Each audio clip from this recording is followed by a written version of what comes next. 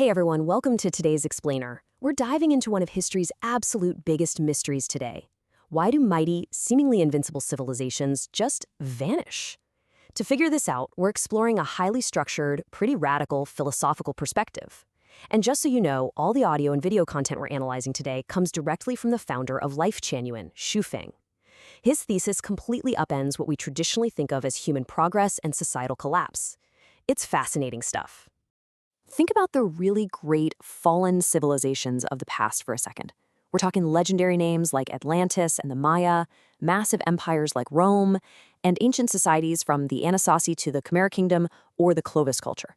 Now, when we study why these empires fell, we usually point the finger at things like climate change, internal wars, plagues, maybe foreign invasions. But according to Xu Feng, well, he argues those are merely symptoms.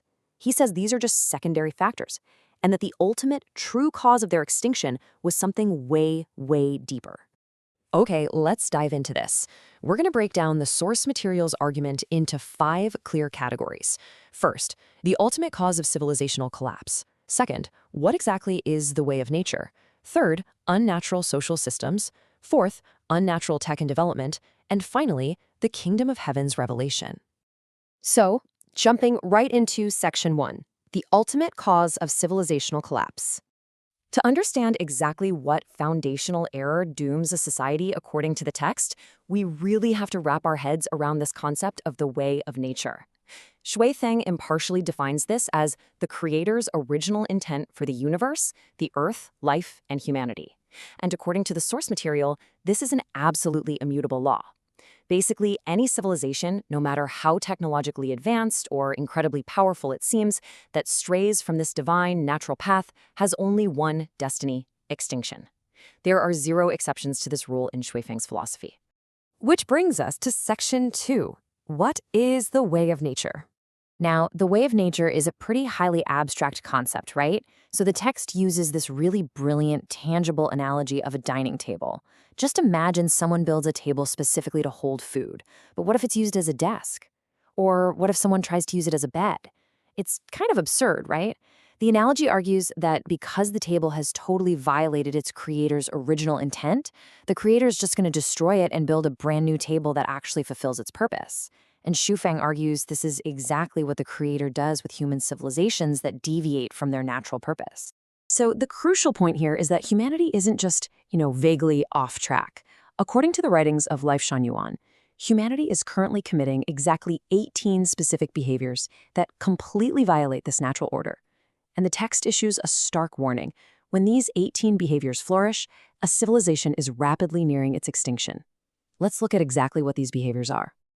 Moving into section 3, unnatural social systems. We've grouped these 18 violations into a few core themes. First up, we have systemic and political controls.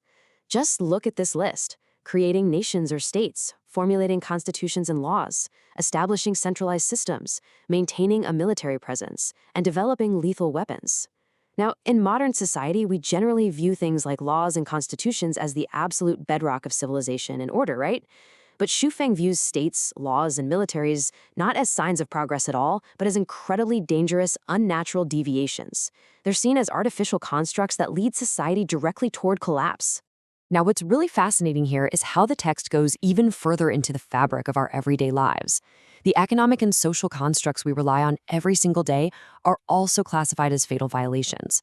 We're talking about inventing currency and the entire financial system, the whole concept of private ownership, creating religious or political party organizations, and idolatry.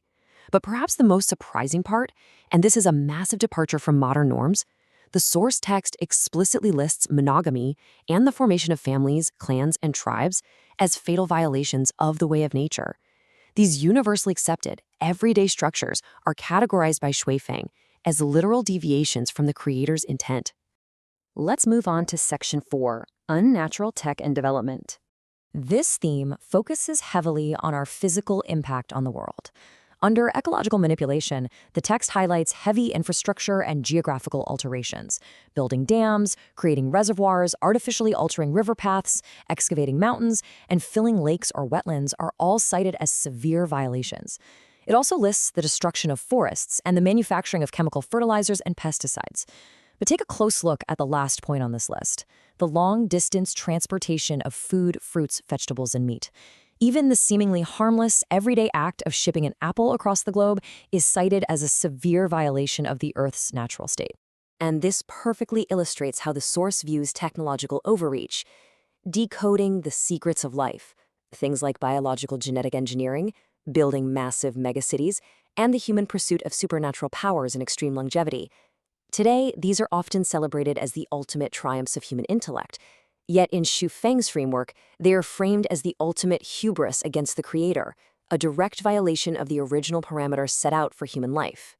Which brings us to our final part, Section 5, the Kingdom of Heaven's Revelation.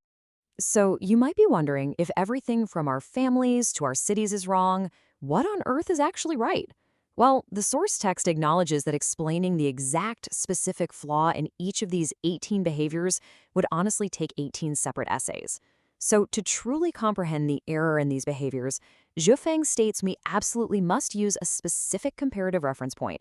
He calls this reference system the 1,000-year world of the Kingdom of Heaven. According to LifeChain Yuan, if you compare our current society one by one against this heavenly standard, it becomes immediately crystal clear why these 18 human behaviors violate the way of nature. We have covered a lot of ground today, distilling a really complex philosophical warning into its core components. And honestly, it leaves us with a totally fascinating, radical proposition. If we evaluate modern society through Xu Feng's reference point, where laws, cities, families, and money are all seen as deviations, is what we call human progress actually paving the way to our own extinction? It's a hugely provocative question, one that definitely forces us to look at the very foundations of our daily lives in a completely different light. Thank you so much for joining me for this explainer. I really hope it sparked your curiosity as much as it did mine. Keep questioning, keep learning, and I'll see you next time.